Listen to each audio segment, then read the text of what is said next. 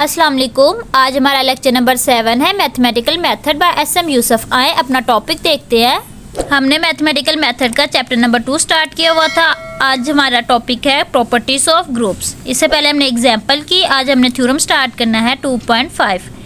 Theorem है cancellation law हमने बताने हैं फॉर एनी 3 एलिमेंट्स है A B C in group के हमने 3 एलिमेंट लिए हैं। A B is equal to A C implies B is equal to C. ये हमें दिया हुआ A B is equal to A C. हमने प्रूव करना है कि बी बराबर है सी के लेफ्ट कैंसिलेशन लॉ से। और हमारे पास है B A is equal to C A implies B is equal to C B A O and C A दिया हुआ है। हमने राइट कैंसिलेशन लॉ यूज़ करके बी बराबर करवाना है सी के। इसका प्रूफ देखते हैं।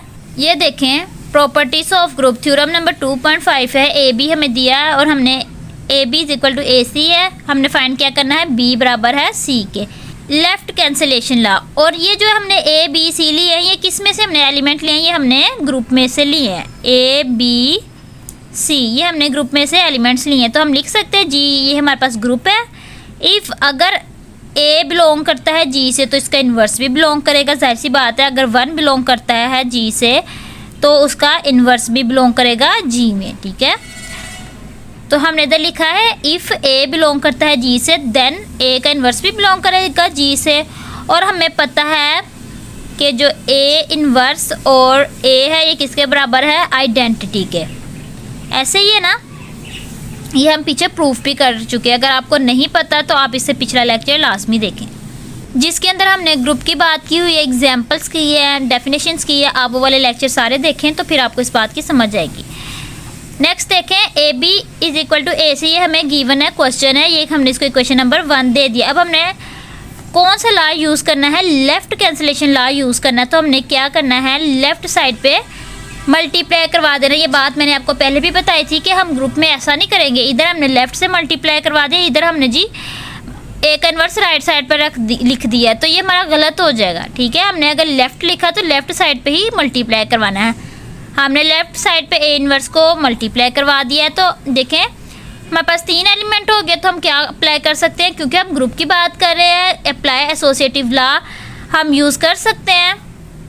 इधर एलिमेंट नहीं आना, इधर एसोसिएटिव लॉ आना है, ठीक है। ग्रुप में एसोसिएटिव लॉ भी होल्ड करता है, इसलिए हमने अप्लाई कर दिया है एसोसिएटिव लॉ। तो हमने क्या किया है, ए इन्वर्स को एक साथ लिख लिया, बी को अलहदा कर दिया, ए इन्वर्स सी को अलहदा कर दिया। ए का इन्वर्स किसके इक्वल है, आइडेंटिटी के है। तो E dot B E dot C, identity को किसी भी एलिमेंट के साथ मल्टीप्लाई करें तो हमारे पास वो एलिमेंट ही आ जाता है, बी इज इक्वल टू सी। यही हमने अप्लाई करना था। इसका क्या मतलब है, लेफ्ट कैंसिलेशन लॉ होल्ड करता है। नेक्स्ट देखिए B A is equal to C A. हमने प्रूव करना है बी बराबर है सी के। राइट कैंसिलेशन लॉ वो हमारे पास लेफ्ट था, ये राइट है, ये मैंने डायरेक्ट कर दिया है। जैसे इधर लिखा है ना, जी ग्रुप है, अगर ए बिलोंग करता है जी से तो इन्वर्स भी बिलोंग करेगा, आइडेंटिटी। आपने सारा कुछ लिखना है इसके अंदर, ठीक है। राइट कैंसिलेशन लॉ में भी मैंने डायरेक्ट कर दिया क्योंकि सेम प्रोसेस है। 1 मल्टीप्लाई कर दिया है ए का इन्वर्स फ्रॉम राइट साइड पे। अब पहले लेफ्ट पढ़ा था, अब राइट पढ़ना है, ये हमने राइट साइड पे मल्टीप्लाई कर दिया, अप्लाई एसोसिएटिव लॉ किया है। बी ए का इन्वर्स अलहदा कर दिया, सी ए का इन्वर्स अलहदा कर दिया। ये किसके इक्वल है, आइडेंटिटी के इक्वल होता है। B dot identity C dot identity, B equal आ गया है सी के। इसका क्या मतलब है, हमारे पास राइट कैंसिलेशन लॉ भी होल्ड कर गया है। देखें इस थ्योरम में हमें लेफ्ट कैंसिलेशन लॉ का कहा था और राइट कैंसिलेशन लॉ का कहा था, जो हमने प्रूव कर दिया है। नेक्स्ट थ्योरम देखें 2.6 है, सोल्यूशन ऑफ लीनियर इक्वेशन है। हमने for any 2 elements A be in a group, 2 elements हैं जो ग्रुप में लाई करते हैं, ग्रुप से लिए हैं, ठीक है।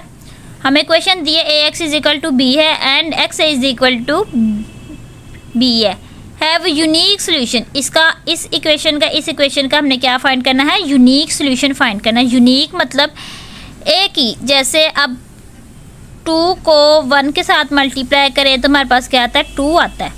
ऐसा कोई एलिमेंट तो नहीं ना है जिसको 2 के साथ मल्टीप्लाई करवाएं तो हमारे पास 2 आ जाए। 2 हमारे पास यूनिक है, ठीक है। सॉरी 1 हमारे पास क्या होगा, एक यूनिक एलिमेंट होगा जिसके साथ मर्जी मल्टीप्लाई करवाएं तो हमारे पास वही एलिमेंट आ जाता है। 3 के साथ करवाएं तो 3 आ जाएगा, ठीक है। ऐसे ही हमने इन इक्वेशन को सोल्व करने के बाद हमने इसका यूनिक सोल्यूशन फाइंड करना है, ठीक है। आए इसका सोल्यूशन देखते हैं।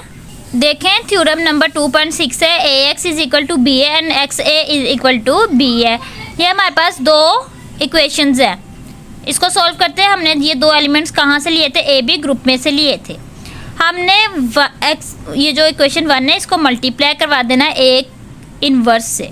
अगर ए बी बिलोंग करते हैं जी से तो जाहिर सी बात है इनका इन्वर्स भी बिलोंग करेगा जी से। हमने लेफ़्ट साइड से मल्टीप्लाई करवा दिया है, ये आ गई हमारे पास इक्वेशन। हमने अप्लाई क्या कर दिया है, एसोसिएटिव लॉ कर दिया। जैसे हमने पिछला थ्योरम किया ना, ये भी तकरीबन बेटा वैसे ही होगा। ये आइडेंटिटी के इक्वल हो गया, इज इक्वल टू ए का इन्वर्स बी आ गया। अब देखें ई को जब हमने x के साथ मल्टीप्लाई करवा दिया तो x ही आ गया, इज इक्वल टू ए का इन्वर्स b आ गया। So x is equal to A inverse b is solution of, ये किसका सोल्यूशन है, A X is equal to B का फॉर यूनिकनेस। अब हमने इसकी यूनिकनेस चेक करनी है। हमने इसको सॉल्व कर दिया। हमने क्या बताना था कि ये सोल्यूशन हमारे पास, पहले हमने इसको सॉल्व करना था, फिर हमने बताना कि ये जो हमारे पास इक्वेशन है हमने इसकी यूनिकनेस चेक करनी है, मतलब कि इसका हमने यूनिक सोल्यूशन चेक करना है। For uniqueness late x1 x2 हमने दो एलिमेंट्स ले लिए हैं, बिलोंग करते हैं जी से। सिंपल ये देखें A X is equal to B, ठीक है। हमने इसके अंदर x ले लिया है जी में से, x1 x2 कर दी। हमने यूनिक सोल्यूशन फाइंड करना है ना। ax1 is equal to B है, ax2 is equal to B है। जब हमने इन इक्वेशन को कंपेयर दिस इक्वेशन किया तो हमारे पास क्या आ जाता है, x1 is equal to x2, so solution is unique, ठीक है। जब हम इन दोनों इस इक्वेशन को कंपेयर करेंगे तो हमारे पास क्या आ जाता है, x1 is equal to x2 आ जाएगा। ये हमारे पास यूनिक सोल्यूशन हो गया। x1 किसके इक्वल है, x2 का, x2 किसके इक्वल है, x1 के। यूनिक इमेज है। फॉर एग्जांपल जैसे आप शीशे के आगे खड़े होते हैं तो आपका एक यूनिक इमेज बनता, आप एक खड़े हैं, ठीक है, आप अकेले शीशे के आगे खड़े हैं, कोई दूसरा इमेज तो नहीं ना बन रहा, आपका ही बन रहा है यूनिक इमेज। ऐसे ही है x1 का इमेज क्या बन रहा है, x2 का इमेज क्या बन रहा है, x1। नेक्स्ट देखें x is equal to B, ये भी हमने वही काम किया, मल्टीप्लाई करवा दिया है, फिर हमने इसको अप्लाई एसोसिएटिव लॉ कर दिया है। ये आइडेंटिटी के इक्वल है, is equal to B A है, X is equal to B A का इन्वर्स है। ये यूनिकनेस चेक करनी है। ये देखें ये हमारे पास इक्वेशन, ये किसका सोल्यूशन है, A X is equal to B, ये इसकी इक्वेशन है, इसका सोल्यूशन है। अब हमने इसकी यूनिकनेस चेक करने के लिए क्या करना है, x1 x2 बिलोंग करवा दिए जी से। x1 is equal to B, x2 is equal to B है। हमने इनको इक्वेशन को कंपेयर किया तो हमारे पास यूनिक सोल्यूशन निकल आया x1 एंड x2, ठीक। इस थ्योरम में हमने यही बात प्रूव करनी थी कि पहले हमने इन इक्वेशन को सॉल्व करना था, फिर इसके हमने यूनिक सोल्यूशन निकालने थे, जो कि हमने निकाल लिए। उम्मीद करती हूँ आपको ऊपर वाले और नीचे वाले थ्योरम दोनों की समझ आई होगी। अगर किसी बात की नहीं समझ आए तो आप इजीली कमेंट सेक्शन में पूछ सकते हैं। और अगर मेरी वीडियो अच्छी लगी है तो इसको लाइक, सब्सक्राइब और शेयर ज़रूर कीजिए। दुआओं में याद रखें। इंशाल्लाह मिलते हैं नेक्स्ट लेक्चर में। अल्लाह हाफिज़।